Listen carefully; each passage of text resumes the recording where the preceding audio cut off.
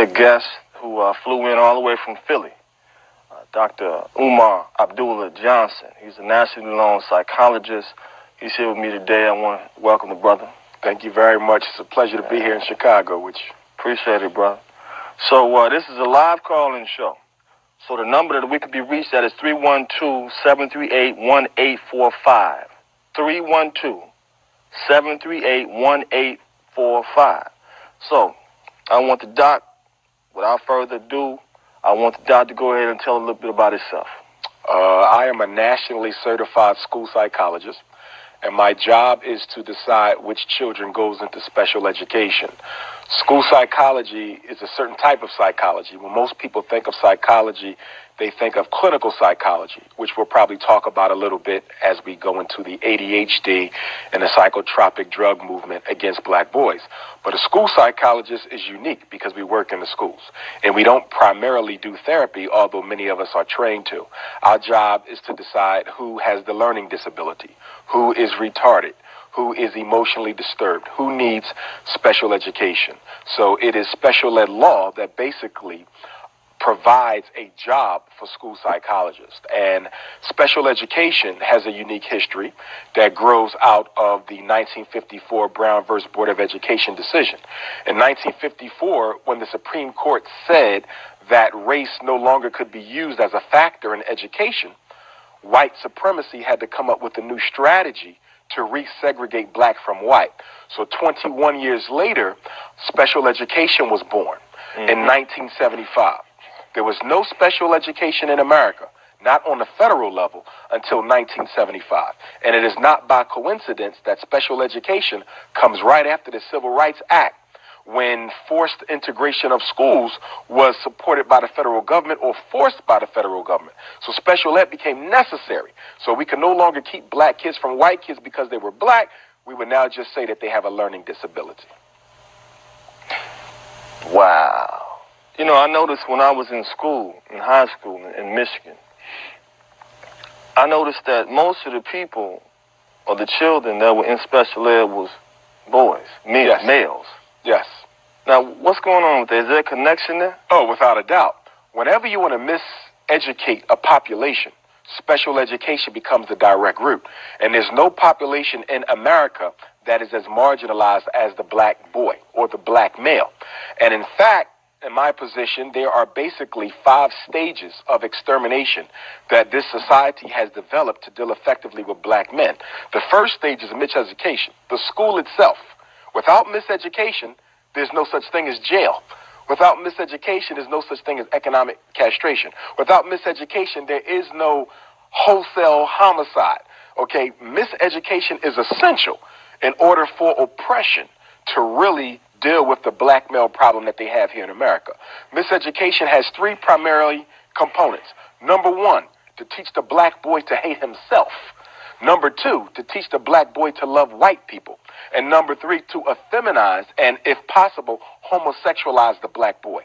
Those are the 3 main goals of education: teaching of self-hate, teaching of white love, and to effeminize or homosexualize the black male, which means to break his spirit.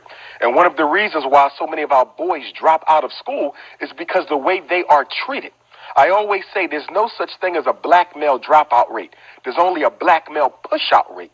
Our boys are pushed out of school by the treatment they get from a predominant female teacher base and a predominantly white female teacher base. You have to understand, public education is the coming together of middle-class white women and poor black boys.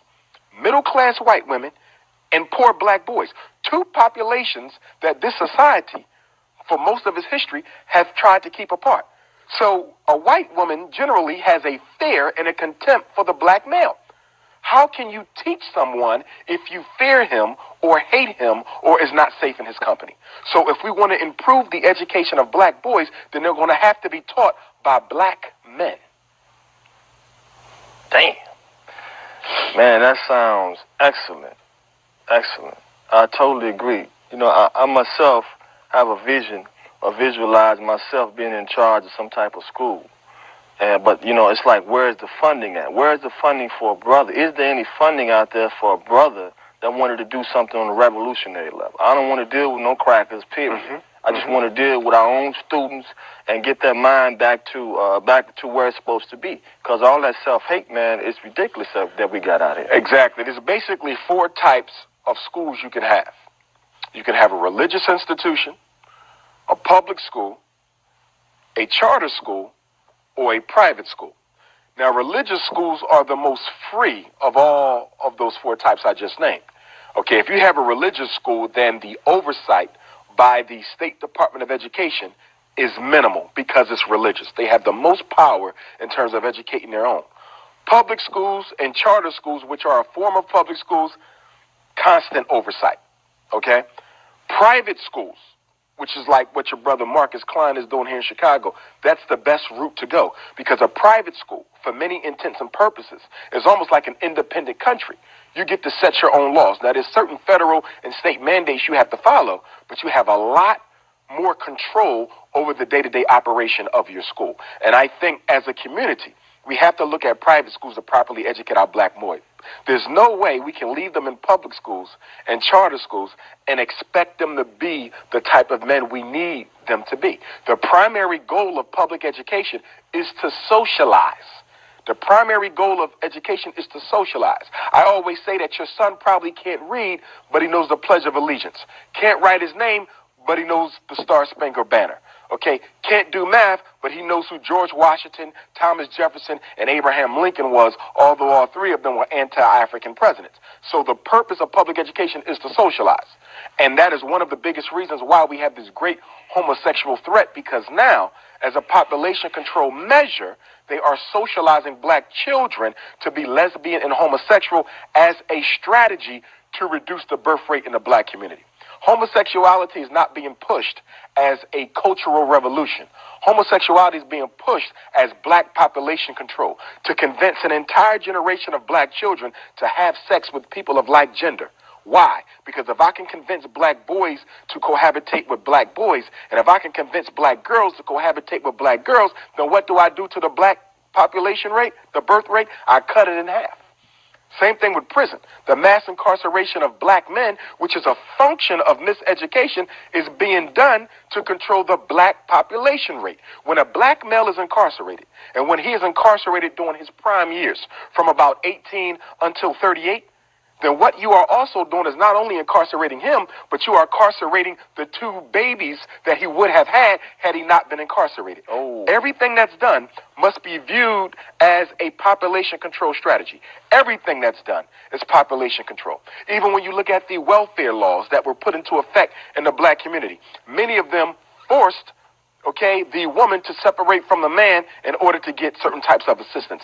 Everything is about controlling our numbers. So whether it's AIDS, whether it's Ebola, whether it's special ed, whether it's Ritalin, whether it's jail, whether it's homosexuality, everything is about exterminating the black gene. Eugenics means the extermination of the black gene. Not the poor black gene or the rich black gene. Not the light-skinned black gene or the dark-skinned black gene. Not the educated black gene or the uneducated black gene. It is about the extermination of all of us, which is why bourgeois, elitist, middle-class Negroes have the wrong idea, because many of them believe that if they accommodate the system will spare them. Yes, the system will spare them until the end, because they need them in order to exterminate the masses. But once the masses are exterminated, you can best believe that the elitist clique is next to follow. White supremacy does not put black people in groups. It is for the extermination of all of us.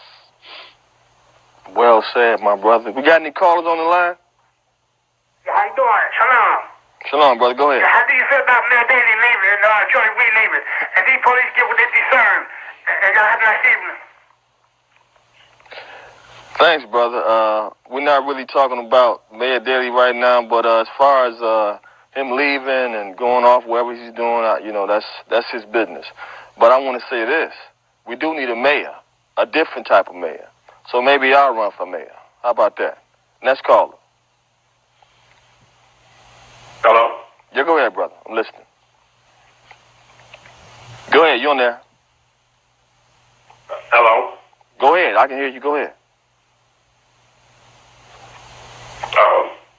I'm not sure if I'm on or not. Yeah, you on. Go ahead. Go ahead. Go ahead. Oh, okay. I'm on. All right. Okay. This brother here is one of the coldest brothers I've seen on TV in a long time. And I could understand where you coming from with the education. A lot of this miseducation started not only in the schools, but in our religion. You know, we've been miseducated all the way around. Everything that we think we know, we really don't know.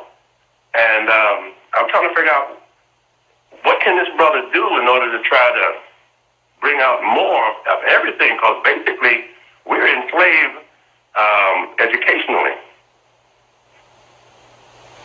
I agree with you. I also believe that the religious institutions have a lot to do with how we've gotten in the condition that we're in, but I also think that they have a lot to do with why we stay in the condition that we're in.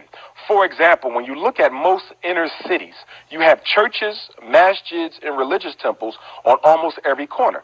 But if you were to do a survey to find out how many of those religious institutions offer a free academic enrichment program to African American children who have delayed skills, almost none of them do. And the ones that do, they only do it because they get grant money from the local, state, or federal government to do that. Unfortunately, our religious institutions are just as selfish as individual black people have become, and they're not really interested in helping our children unless someone's going to give them money for it. It bothers me how we can have children in church on Sunday learning about Jesus, but yet they can't even read Jesus in the Bible. Or children who go to the mosque on Friday learning about Muhammad, but they can't even read his name in the Quran.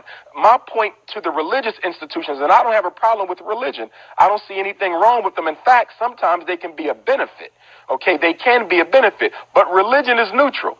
Any institution is neutral. It's how it's used. Religion was used to help fight for the end of slavery, but religion today is being used to re-enslave the African mind. So the problem with religion is that its scope is limited. It's no longer what it used to be to the community.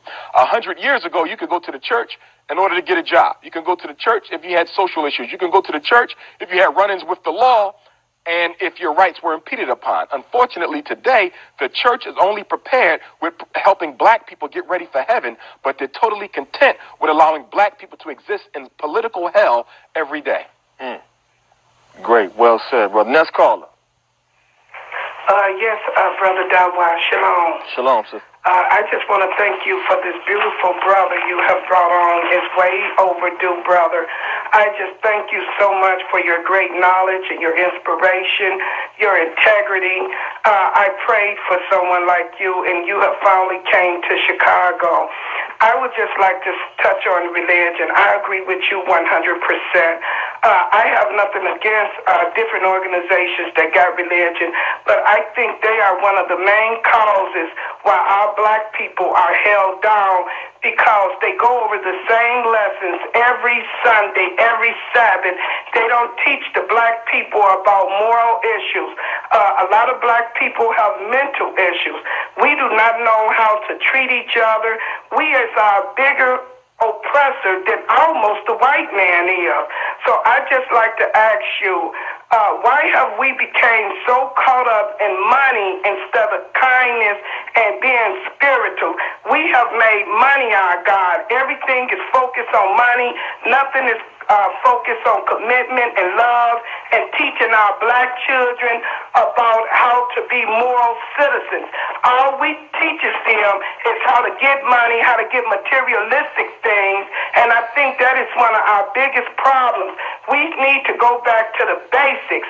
The black woman needs to stand up and start encouraging the black man to do the right thing and to make him make that U-turn and to start really encouraging him. In Jeremiah 31:22, it said it'll come a time when a woman shall surpass a man. That only meant that he would give woman great knowledge and great substance to help her black man to start being strong and let him be a leader like Deborah did. She had to encourage her husband. Go out there, fight that war. I'm going to show you how to get these people. We need more black women to start really being committed to the righteous black man